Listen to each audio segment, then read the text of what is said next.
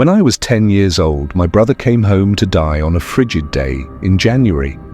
Purple lesions ravaged the skin that barely covered his bones.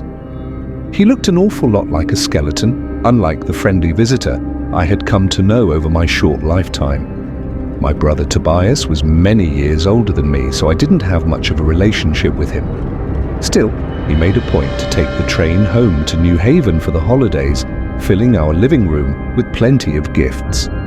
One evening, he bought Mom the Fendi baguette she always wanted to show off to her friends at the Junior Women's Club. For my dad's gift, he purchased the George Foreman grill, and all his co-workers at the office buzzed about it. For me, he bought a creepy crawler's oven with liquid and mold containers. The last time he came home, I was excited to show him all the bugs and monsters I made. "You better not," my mum said solemnly. When I came home from school one day, my arms were filled with the new batch of miniature reptiles and amphibians I had created. They were a big hit at recess, and I knew Tobias would love them. "He's super tired, honey." "I thought they would cheer Toby up." She shook her head and sobbed, drawing a handkerchief to her face. "Honey, we talked about this. Toby is very sick. He won't be able to hear you now." My mum sobbed loudly as my dad slung an arm around her, directing her down the hallway. "Devin, your grandparents are in the living room. Why don't you join them?" These words caused my mum to weep even louder for some reason as my dad ushered her away. As they reached the living room, I heard the faint words of the live-in hospice nurse that it wouldn't be long now, and something about hearing the death rattle. When the sobs faded and the conversation died down, I turned the knob to his room as quietly as I could. Standing in the doorway, my heart fluttered. My brother not only looked like a skeleton with his frail exterior and dissolving skin, but like one of the grey aliens I made in my creepy crawler's oven a couple of weeks ago.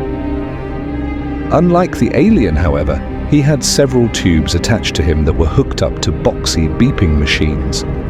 His body looked so thin that I swear it started to fade into the sheets of his bed. "Toby," I said hoarsely. I waited a few minutes before I shouted his name. "Toby!" Minutes passed before his purple lips quivered and let out an audible groan that dragged on for several seconds. After the groan ended, 6 booming words escaped his lips. "Look for me on the walls!" A longer groan ensued these words, followed by a long beep from the machine. Everything seemed to move in slow motion as the nurse, my parents, and grandparents rushed into the room. I don't remember much except for shuffling feet, screams, and my father whisking me out of the room and closing the door in my face. The adults were in the room for several minutes before my grandmother finally left with her head cast down. She threw her doughy arms around me and said, "I'm so sorry, sweetheart. Your brother's gone to heaven with the angels." As the other adults came out of the room one by one to hug me, apologize, and sob into my small body, I wondered if I should be crying too. I supposed I loved my brother, but I didn't know him well. To me, he was just that friendly visitor who bought me gifts and read me stories.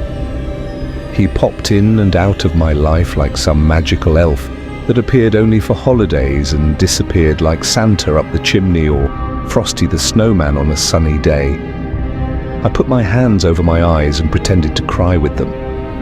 After a while, I asked if it was okay to go up to my room. My parents permitted me. At once, I hurried up the stairs and slammed the door behind me. For hours, I plopped onto my dinosaur bed sheets and stared at the walls. I stared at the walls for so long that I thought my eyes would bleed. The walls of my room were sponge-painted blue, covered in posters of my favorite baseball players and movies. The shapes on my walls were unmoving. As my eyes drew tears and I yawned, I started to drift off to sleep. My room didn't have any windows, so I couldn't tell whether it was nighttime or not, but I supposed night was nearing by the increasing shadows in the room. Something was strange about these shadows, though. They weren't the typical black or grey, but shades of green. I blinked as green circles danced around my walls like a stage spotlight. "Are you awake, Devi boy?"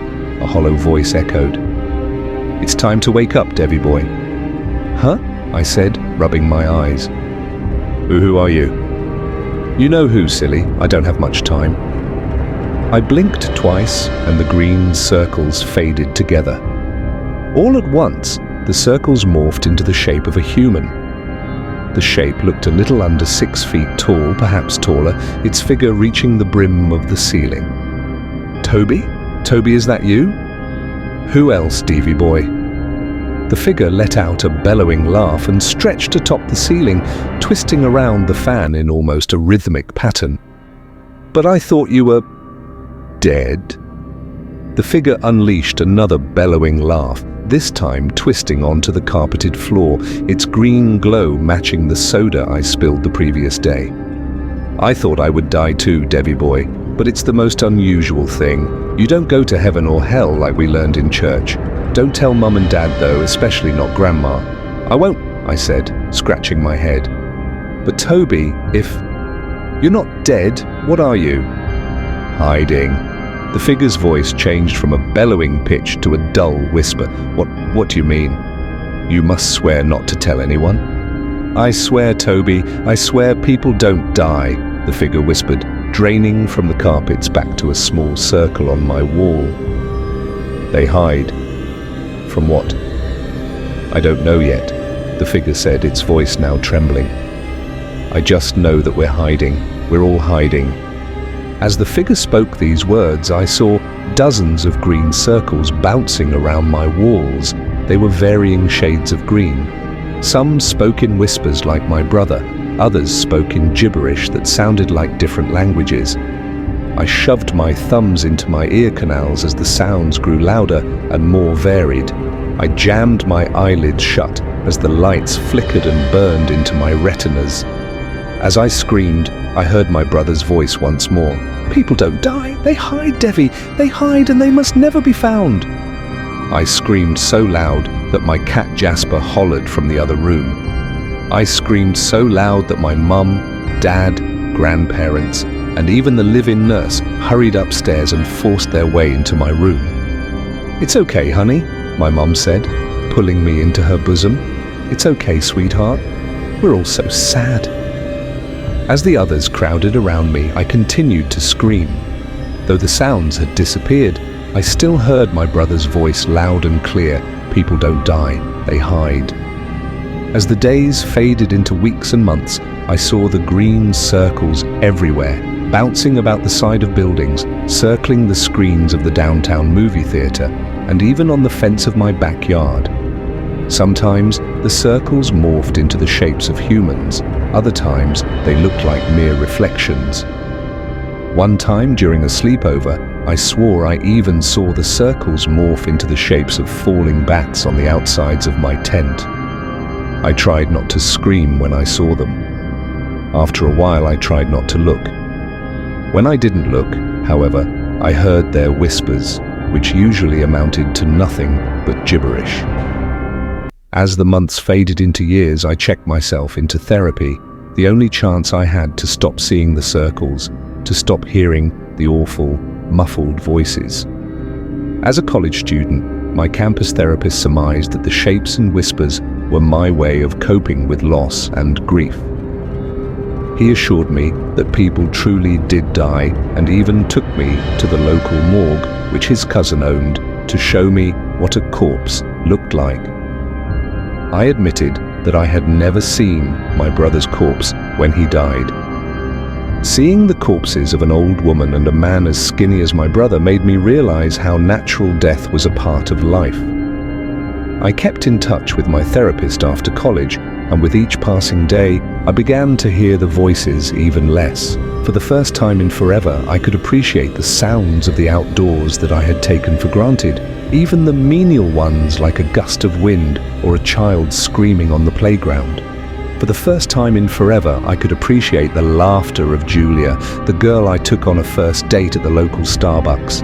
I loved the sound of her laughter, the sounds of our laughter as we engaged in the silliest conversations. Throughout my life, I heard many wonderful sounds like church bells on my wedding day, or the sound of my son Jack crying in my arms. I fell in love with the lights and sounds of my life until the day I started to cough profusely.